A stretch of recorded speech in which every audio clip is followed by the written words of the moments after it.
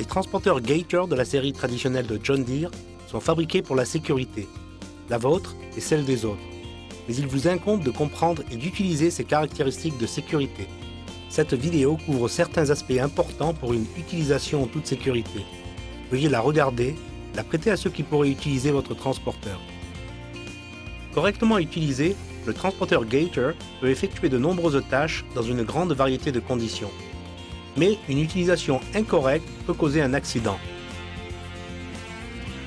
Ainsi, ne pas oublier que le Gator, série traditionnelle, peut être différent d'autres types de transporteurs. Pour obtenir le meilleur de votre Gator, vous devez commencer avec une bonne connaissance et une bonne attitude. Il y a quelques importantes étapes à suivre avant d'utiliser votre Gator. Prenez d'abord le temps de lire le livret d'entretien en accordant une attention particulière aux sections sur la sécurité. N'oubliez pas de lire le livret particulier à chaque outil utilisé. Protégez votre investissement et assurez-vous que Gator est prêt avant toute utilisation. Cela signifie l'utiliser correctement et suivre toutes les procédures d'entretien décrites dans votre livret. Souvenez-vous, ne vérifiez jamais les liquides de transmission et du moteur lorsque le moteur est chaud. Fermez toujours la benne et refermez bien le capot avant de conduire le véhicule. Repérez et lisez tous les autocollants de sécurité et respectez tous ces avertissements.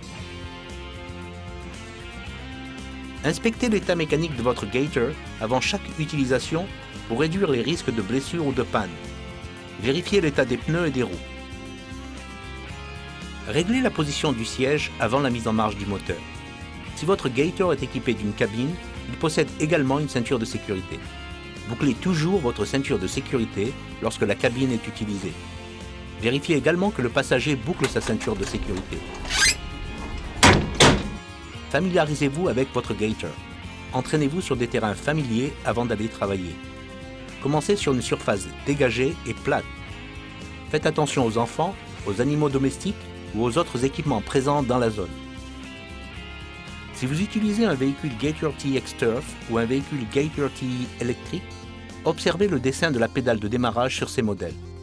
Lorsque la pédale de démarrage est en fonctionnement, le moteur commence à tourner lorsque la pédale d'accélération est enclenchée. Inversement, le moteur s'arrêtera de tourner lorsque la pédale d'accélération est relâchée. Pour faire fonctionner le Gator TX Turf, mettez la clé de contact sur marche en utilisant le starter si nécessaire. Placez le levier de commande de direction sur marche avant ou sur marche arrière. Desserrez le frein de stationnement avec votre pied sur la pédale de frein et relâchez en douceur la pédale d'accélération pour mettre le moteur en marche. Pour faire fonctionner l'unité Gator TX Turf électrique, mettez la clé de contact sur marche ou sur position 1. Appuyez sur la commande de direction sur position marche avant ou marche arrière. Desserrez le frein de stationnement avec votre pied sur la pédale de frein. Puis, relâchez en douceur la pédale d'accélération pour mettre le moteur en marche.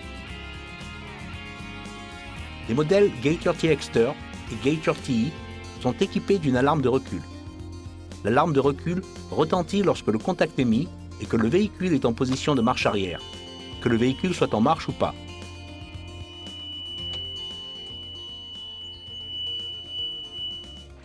Pour des informations complémentaires sur l'alarme du modèle Gator TE, consultez le livret. Commencez par conduire lentement. Souvenez-vous, la sécurité avant tout.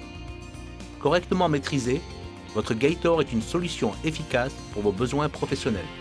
Avant de passer les vitesses, attendez que le véhicule soit complètement à l'arrêt.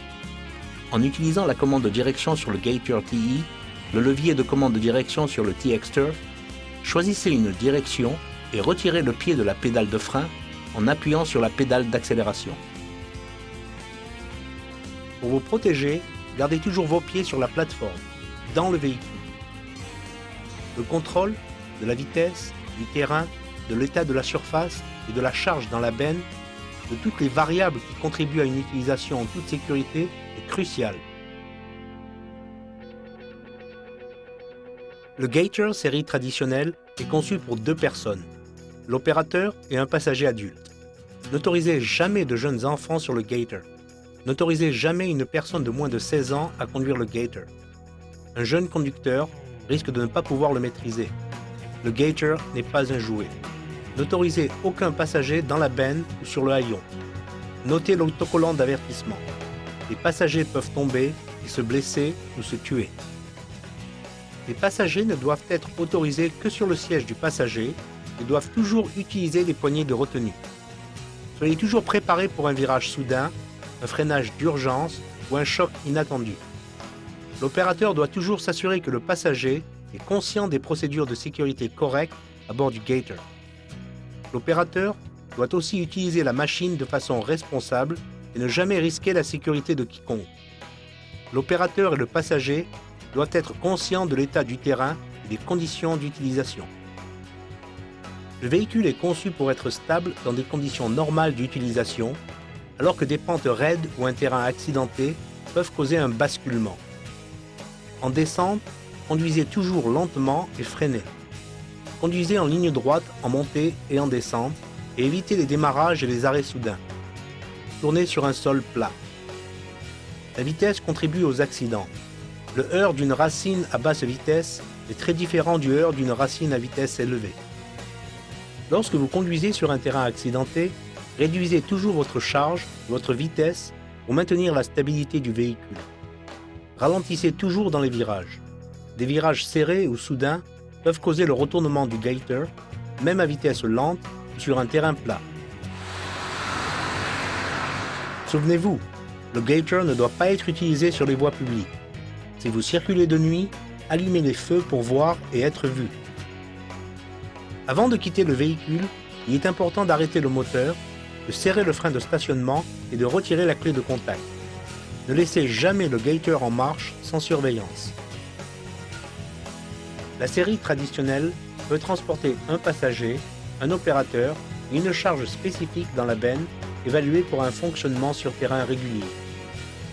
Les charges de la benne peuvent varier en fonction des modèles. Consultez le livret d'entretien pour les charges concernant le modèle spécifique. Ne le surchargez pas. Souvenez-vous, la charge est plus que de simples kilos transportés. C'est la densité de la charge et la façon dont la benne est chargée. Prenez le temps de répartir uniformément la charge. Réduisez la charge et la vitesse sur un terrain difficile ou vallonné. Ne traitez pas une charge de bois comme une charge de gravier. Quel que soit le type de charge transportée, maintenez la charge dans la benne et aussi bas que possible. Ce garant est conçu pour vous protéger. La charge ne doit jamais le dépasser. Les charges plus hautes affectent la stabilité du gator. Assurez-vous que la charge est bien arrimée ou attachée. Une charge stable sur un terrain plat peut ne pas être stable sur un terrain vallonné. Les charges peuvent se déplacer soudainement dans une pente ou un virage. N'oubliez pas les règles de conduite sur colline. Avec ou sans charge, soyez toujours prudent sur les pentes. Montez et descendez verticalement et ne tournez que sur les terrains plats. Il peut être nécessaire de réduire la charge pour négocier en toute sécurité une pente ou un terrain accidenté. Sauf si votre véhicule est doté du relevage assisté en option, retirez toujours les charges lourdes avant de relever manuellement la benne. Pour relever correctement la benne, écartez le levier de libération. Relevez la benne avec sa poignée latérale jusqu'à ce que la tige s'enclenche. Pour abaisser la benne, saisissez la tige de support et relevez légèrement la benne pour la libérer. Abaissez la benne avec la poignée latérale. Assurez-vous que le verrou s'enclenche quand la benne est abaissée. La traction d'une remorque utilitaire ou d'un autre type accroît la charge utile et la polyvalence du gator, mais aussi votre responsabilité. Veuillez consulter le livret d'entretien pour déterminer la charge de remorquage du modèle spécifique tel qu'évalué pour un terrain plat et régulier. Ne dépassez jamais la capacité de remorquage indiquée du gator. Souvenez-vous, ceci inclut le poids de la remorque, pas uniquement celui de sa charge. Ne dépassez pas la capacité de la remorque. Elle peut être inférieure à la capacité de remorquage indiquée. Ne tractez une remorque utilitaire chargée que si la benne du gator est elle-même chargée. Ceci garantit une traction et un freinage correct. La distance d'arrêt augmente avec la vitesse du véhicule et le poids de la charge remorquée. Conduisez lentement et laissez un délai et une distance d'arrêt supplémentaires. Soyez très prudent en tractant une remorque, particulièrement sur les pentes. Une charge remorquée trop lourde peut causer une perte de traction et une perte de contrôle. Le Gator série traditionnelle est conçu pour vous aider à travailler plus vite et plus efficacement. Une fois familiarisé avec cette machine, vous serez prêt à entreprendre toutes sortes de travaux. Prenez le temps de vous familiariser avec le Gator et utilisez-le en toute sécurité. Cette vidéo a été conçue pour ne couvrir que certains points essentiels de l'utilisation en toute sécurité de votre Gator série traditionnelle. Pour plus d'informations sur la sécurité, veuillez lire votre livret technique. John Deere vous remercie de votre confiance et vous souhaite de nombreuses années d'utilisation productive en toute sécurité avec le transporteur Gator.